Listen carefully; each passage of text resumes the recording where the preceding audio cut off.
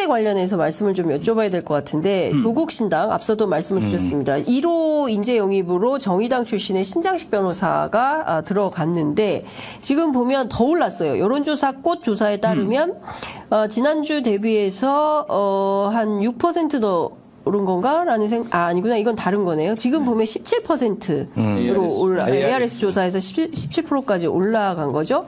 지난주 조사에서는 11%였나요? 네, 였고 그다음에 리얼미터에서도 9%인가 이렇게 나왔던 것 같은데 더 오르고 있습니다. 이건 어떻게 봐야 될까요? 그러니까 아까 전에 말씀드렸지만은 튀어요. 이게 여론조사 꽃이 이 지금 민주당 지지율이 상당히 높게 나오는 거 하나, 그리고 또 하나는 지금 조국 신당이 굉장히 높게 나오는데 이게 관찰을 해야 된다라고 지난주에도 말씀드렸어요. 다른 여론조사에서도 이 정도가 나오면은 이제 이거를 봐야 되는데, 보통 일반적으로 공식적으로 창당을 안 하면은 큰 여론조사 기관에서는 아예 돌리지를 않아요.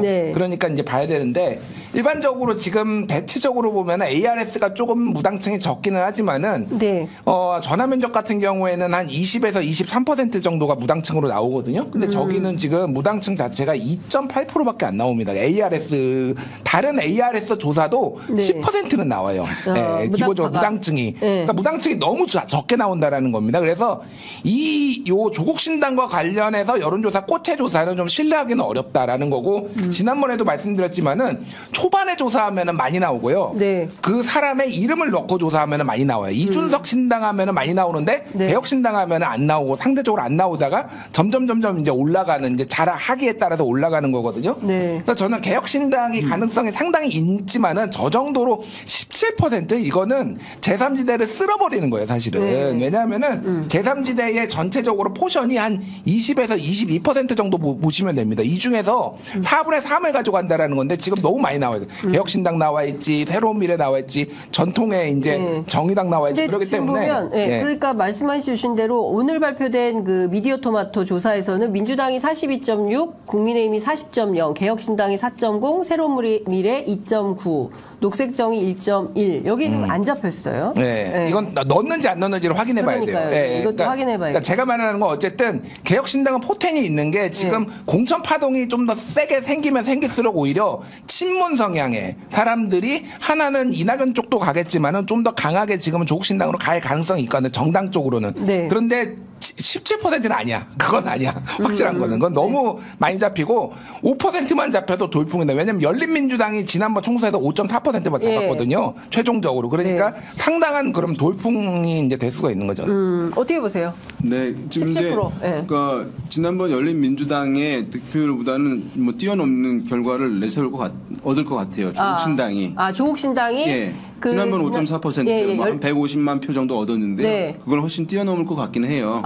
다만 지금 이렇게 이제 17%면은 사실은 득표율에서는 더 올라가거든요. 왜냐하면 선거에서는 무응답층이 없어요. 그러니까 모든 정당의 득표율이 더 올라가게 되는 거거든요. 여론조사보다. 그러니까 그러면 거의 이제 20%에 비례해서 그죠, 지지를 얻는 것인데, 득표를 얻는다는 것인데 어마어마한 건데, 그거는 이제 이런 지표와 실제 우리가 이 주변에서의 분위기, 느낌이 사실은 어느 정도 이렇게 맞아떨어져야 되는 부분들은 있기 때문에 20% 정도 이게 된다고 하는 것은 엄청난 바람이 부는다는 것이에요. 안철수 국민의당 바람 그 정도. 약간 이제 조정은 필요하다고 보고요. 다만 이제 지난번 5.4%보다는 이제 높아지고, 그것은 결과적으로 물론 이제 민주당에 일정 부분 부정적으로 작용할 가능성이 있다고 보는 게 합리적이죠. 뭐 나중에 이렇게 해서 뭐 한다고 긍정적으로 해석할 수도 있겠지만은 당장 보게 되면 같이 안 한다라고 하고, 아까 우리 김준일 수석님께서 중요한 얘기 하셨는데 조국 신당이 굉장히 사실 비중이 의미 있는 모습들을 보이잖아요. 보일수록 어떤 문제가 하면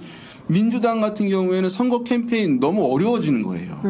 왜냐하면 정권 심판론 얘기를 민주당이 중심이 돼서 얘기를 하는 것이 이제 아마 빨리 공천을 마무리하고 정비를 해서 하려고 할 거 아니에요. 그런데 야권의 이제 스피커, 물론 미디어를 통해서, 대중들은 미디어 통해서 정보를 얻는 것이니까 거기에는 조국 신당의 그 메시지들이 상당히 많이 나올 거란 말이에요. 그러니까 우리가 보면은 이렇게 얘기했잖아요. 이렇게 될 수 있는 거예요. 앞으로 이제 선거가 지금 이제 윤석열 대 이재명 이런 선거로 치르게 될 것이다라고 하는 흐름들이 있었는데, 그것이 한동훈 대 이재명 대 한동훈으로 어느 정도 이제 그런 모습이 됐잖아요. 기사나 이런 미디어들이 대중 그 구도로 받아들이잖아요.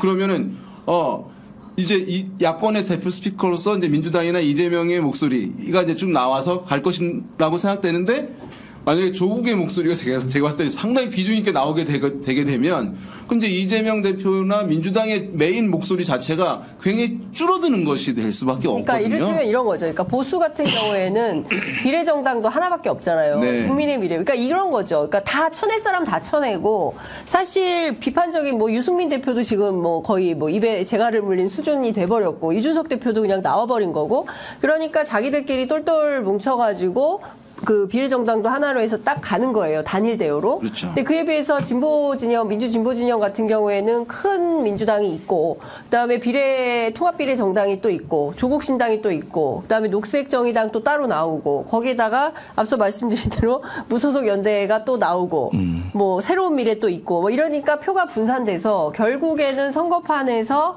지형이 넓어지고, 양당 체제에서 보자면 국민의힘에게 유리한 전선이 만들어질 수 있다. 그러면 민주당 입장에서는 어떻게든 단일 대우를 만들어서 단합해서 선거를 이길 수 있는 방책을 짜야 되겠네요. 그렇지 않으면 굉장히 어려워지겠다. 이런 전망을 해주셨어요. 중요한 거는 네. 어쨌든 지역구가 253이고 네. 비례가 47이에요. 어디에 더 방점을 둬야 되느냐는 명약관화하죠. 그렇죠. 지역구예요. 지역구의 가장 그거는 사실은 정당 지지율보다는 정당 지지율도 영향을 주지만은 다자구도입니다. 그러니까 지금 제가 민주당이 안 좋다라고 계속 얘기를 하는 게 뭐냐면은 그냥 공천 파열음이 아니라 무소속 뭐 민주연대까지 나오면은 이게 관악을의 사례가 있어요. 오신환 의원이 전설의 3자 구도로 두 번 관악을에서 두 번 재선 의원이 됐어요. 민주당 쪽 계열, 진보 계열에서 2명 나오고 오신환이 혼자 나와가지고 2번을 했단 말이에요. 그러니까 이런 사태가 안 벌어지라고 말을 할 수가 없는 거니까 수도권에서 지금 대부분 지금 탈당하거나 이런 분들 다 수도권일 거 아닙니까? 네. 지금 원래는 그러니까 뭐 TK나 PK 쪽에서 보수들 진보 하나 해가지고 민주 하나 해가지고 약간 이런 거를 기대를 했는데 그건 다 물 건너 가버렸단 말이에요. 그러면은 굉장히 지금 이상한 약간 민주당 입장에서 보면 굉장히 힘든 선거로 갈 가능성이 높으니까 관리를 잘해야 되는데 제가 비판하는 부분은 관리의 의지가 없어 보여요 지금. 그러니까 관리할 의지야 왜 없겠어요. 근데 어찌됐든 관리하고 싶겠죠. 잘 관리해서 이 선거를 지고 싶은 사람은 없을 거 아닙니까? 저는 그 인간의 심리가 다 그렇다고 생각하는데 문제는 상황이 매우 어렵다는 것입니다. 3분 남았는데 끝으로 제가 이것 좀 여쭤볼게요. 이준석 대표 그래서 어디로 출마한대요? 어제 이준석 대표 만났는데 네. 한 7군데 정도 지금 여론조사 어제 돌리고 있다고. 네. 근데 여론조사 돌리는 데가 대체적으로 젊은 사람들이 많이 사는 곳. 예. 그러니까 우리가 이미 익숙하게 있는 곳. 지금 새롭게 나온 데가 양천갑? 그러니까 양천갑 얘기도 나오는데 양천갑 얘기는 제가 어제 못 들었던 것 같고요. 네. 지금 화성이 정이 생겼잖아요. 동탄 쪽에. 거기는 아예 신설 지역구잖아요. 그러니까 여기에는 고착화된 사람이 없고 대부분 다 동탄은 다 외지에서 온 사람들이니까 유불리가 없다라는 거예요. 그리고 굉장히 젊으니까 그쪽을 돌리고 있고 세종도 지금 보고 있고 뭐 이런 식으로 젊은 세대들이 많은 곳 중심으로 해가지고 여조 결과 보고 김종인하고 상의하고 결정한다고 빠르면 이번 주 내에 한다고 그러는데. 빠르면 이번 주 안에 결정을 한다. 알겠습니다. 자, 이준석 대표가 젊은 유권자들이 많은 지역구를 선택해서 가면 당선 가능성이 높습니까? 지금 이제 젊은 층 같은 경우에 이게 그 과거에 보수 정당이었잖아요. 여당일 때 이제 그러면 원래 진보 정당의 표인 20, 30대 젊은 층에서 만약에 남성과 여성을 구분해서 남성표를 가져온다라고 하면 그때 매우 이제 의미가 큰 거예요. 왜냐하면 저쪽의 지지로 가는 것을 빼와서 이쪽으로 하는 것이니까 사실은 그 효과라는 것은 어마어마한 것이거든요. 다른 거랑 합쳐지는 것인데 근데 지금 같은 경우에는 실제 지역에서 당선이 되려고 한다면 그 고정적으로 이제 젊은 층이나 젊은 층의 한쪽 성별의 지지만 가지고는 안 되는 거예요. 다른 전반적인 것에 그것에 얹혀짐이 효과가 큰 것인데, 그러니까 젊은 층만 타겟으로 하는 전략이 거기에서 또 주로 이제 남성이 더 선호를 보이긴 할 텐데 전체 이제 구도 자체에서는 사실은 이제 한계가 있을 수밖에 없는 측면이 있을 텐데 다른 후보들의 이제 경쟁력하고 좀 비교를 해야 되겠습니다만 그런 차이가 이제 있어서 아무튼 뭐 알겠습니다. 되겠습니다. 오늘 두 분 말씀은 여기까지 들어야 될 것 같습니다. 어찌됐든 지금 최근에 흘러가는 공천 상황에 대해서 저희가 쭉 여론 지형을 가지고 분석을 해봤습니다. 다음 주에는 또 어떤 상황이 펼쳐질지, 여론 지형이 또 어떻게 출렁일지 지켜보도록 하겠습니다. 오늘 말씀 잘 들었습니다. 고맙습니다. 네, 고맙습니다.